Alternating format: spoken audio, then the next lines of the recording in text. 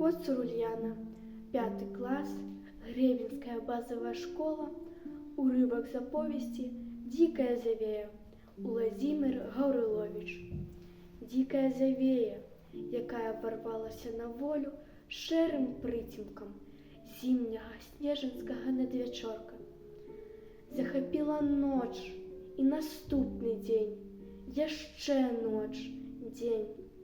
Са страшэннай ярасцю, як згаладалы звер, яна гнала холад і нервова шпурляла на зямлю сухі снег, убельвала ўсё напорыста, смела, адчайна. Няўтульна пачувалі сябе пахмурныя, трывожна-насторожныя лясы і бескрайнія, усталыя балоты і аціхлае люстраное возера Князь.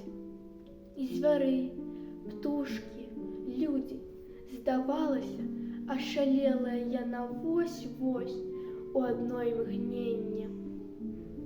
Праглыне стуленыя на зямлі, няроўныя, як і людзі бязмоўныя, быццам пазбаўленыя права голасу, раскіданыя скрозь слепыя хаты, гумны, хлявы і стопкі.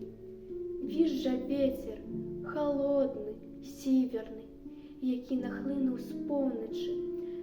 З балота за воўчым логам усё вар'яцеў, шкваліста, разбойна кідаўся, упарта галёкаў, страшна выў у комінах, бясконца і трывожна стукаў у сцены, гнеўна кідаў вокны сыпкія крупы снегу.